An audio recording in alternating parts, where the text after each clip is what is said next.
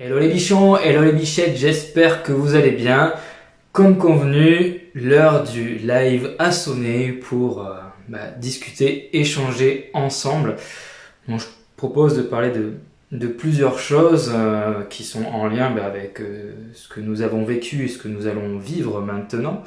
Donc ça y est, nous sommes le 11 mai 2020 et donc nous sommes officiellement, on va dire, en déconfinement, en tout cas une première partie de déconfinement. Bon, on a déjà des infos sur pas mal de choses, il y a eu déjà pas mal d'actualités qui sont arrivées là en quelques heures depuis ce matin. De mon sens, pas forcément très bonne, enfin en tout cas c'est pas... J'imaginais que ça allait être ça, mais j'espérais que ça ne le soit pas.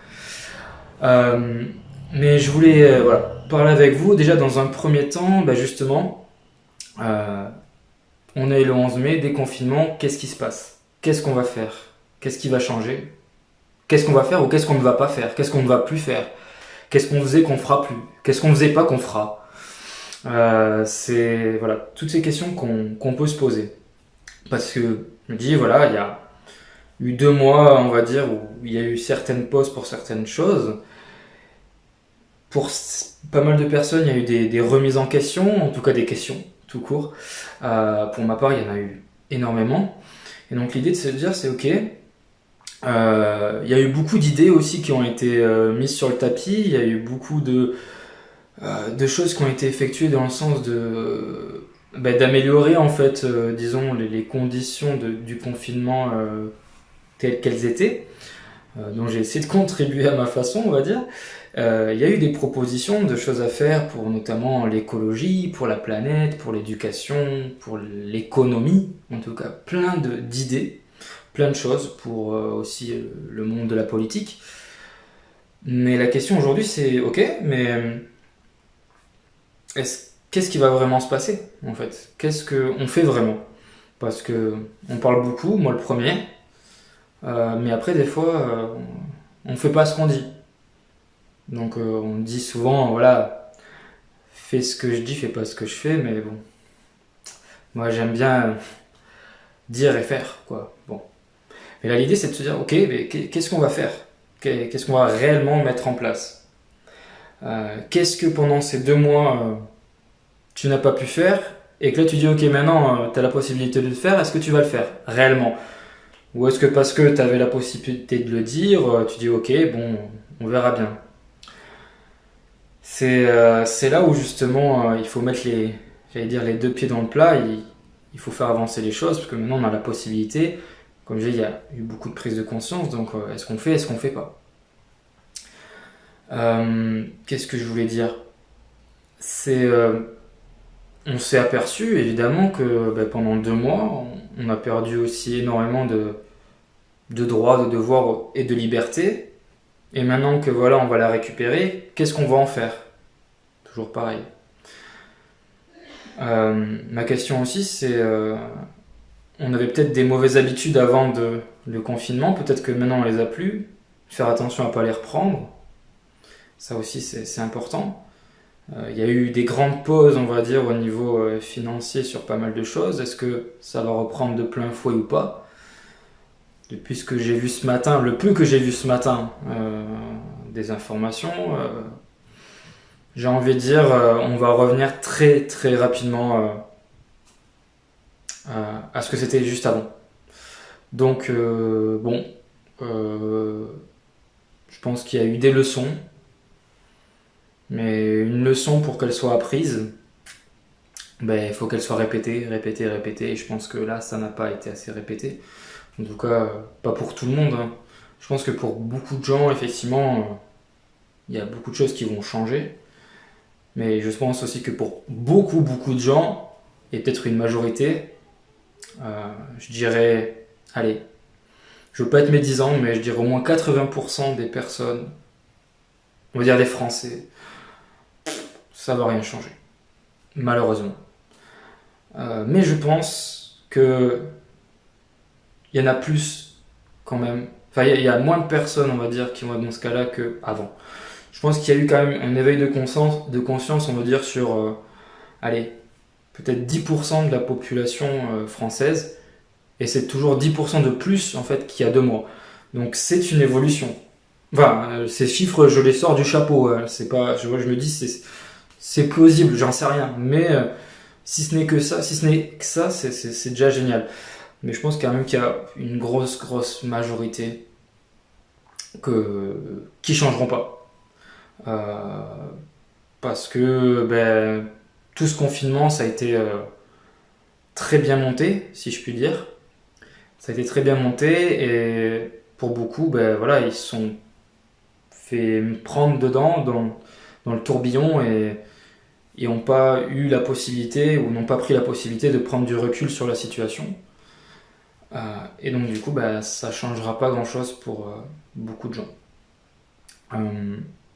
Après moi, de ce que je vois beaucoup de gens qui évoluent, sauf que c'était déjà des personnes qui évoluaient, puisque dans mon entourage, je côtoie un maximum de gens qui évoluent dans ce sens-là. Donc, ma vision des choses n'est pas objective de par, on va dire, mon entourage.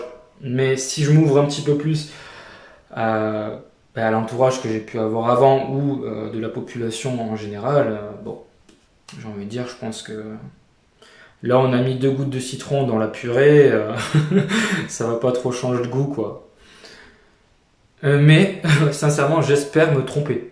J'espère sincèrement me tromper. J'espère que j'ai complètement tort dans ce que je dis. Sincèrement. Si pour une fois dans ma vie j'espère avoir tort et que je veux avoir tort, et c'est rare que j'ai envie d'avoir tort, je suis un peu comme tout le monde, j'espère que j'ai tort aujourd'hui. Vraiment, sincèrement. Sincèrement j'espère. Voilà, qu'est-ce qu'on fait pas. Mais honnêtement, je veux dire, avant le confinement, je faisais énormément de choses. J'étais toujours à courir à droite, à gauche, à droite. Mais si je prends vraiment du recul sur ce que je faisais, en clair, je brassais beaucoup de vent. Effectivement, je faisais beaucoup de choses, mais je brassais beaucoup de vent. J'aurais pu investir dans les éoliennes. Je pense que là, j'ai de l'énergie chez moi pendant un moment.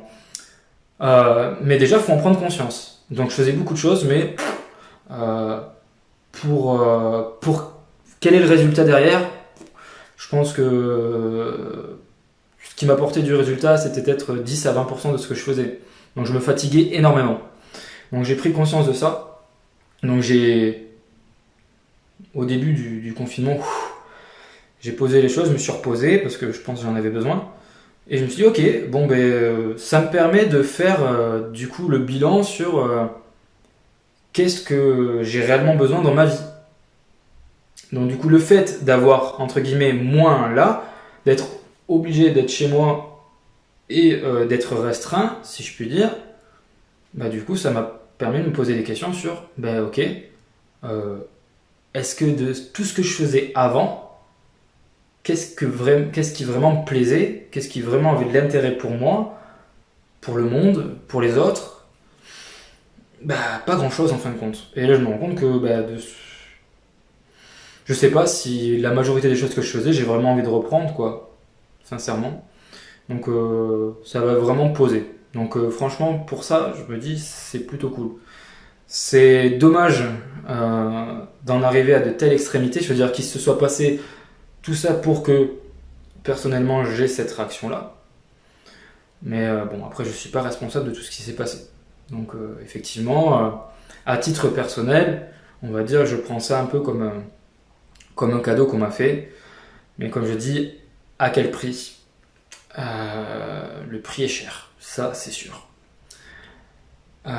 Et c'est pour ça que comme le prix était cher, je me suis dit, mec, c'est justement le meilleur moment pour que tu te bouges les fesses de façon efficace, productive et vraiment que tu ailles dans le sens, déjà dans ton sens à toi, dans tes valeurs et que tu construises vraiment quelque chose qui te tienne à cœur pour après, forcément, mon but c'est d'aider les autres à faire de même. Mon but c'est d'accompagner les autres à ce qu'ils puissent travailler avec leurs valeurs, dans leur passion. C'est pour ça que depuis plusieurs semaines, vous m'entendez parler de créativité. Alors j'ai beaucoup de gens et je vous en remercie qui viennent vers moi pour me poser pas mal de questions. J'ai notamment pas mal d'artistes et là j'ai énormément, en fait je m'y attendais pas du tout, j'ai énormément de porteuses de projets. Alors je dis porteuses, pourquoi? Parce que la majorité des personnes qui viennent me voir sont des femmes. Des femmes qui souhaitent entreprendre, qui n'ont pour la plupart jamais entrepris ou qui ont peu d'expérience et qui sont venues me voir pour me demander des conseils sur comment faire. Et je me suis dit, putain, waouh, je trouve déjà énorme qu'on vienne me parler de ça. Alors que moi, là-bas, j'étais plus parti pour accompagner les artistes. Et donc, du coup, je me dis, bon, ok, je peux faire les deux. Faut que je réfléchisse à ça. Comment je vais pouvoir soit allier les deux dans la même chose, soit séparer les deux. Enfin, voilà. En tout cas, c'est génial. Pareil, je dis, c'est une bénédiction, un cadeau, mais voilà, toujours à quel prix? Je ne sais pas. Et je pense que on va le savoir très bientôt. Mais alors à quel prix, effectivement, je pense à beaucoup de choses, hein, à toutes ces personnes qui ont travaillé comme des malades pendant toute cette période-là, beaucoup plus que d'habitude, déjà dans des métiers qui ne sont pas forcément faciles de base, et qui là l'ont été encore moins.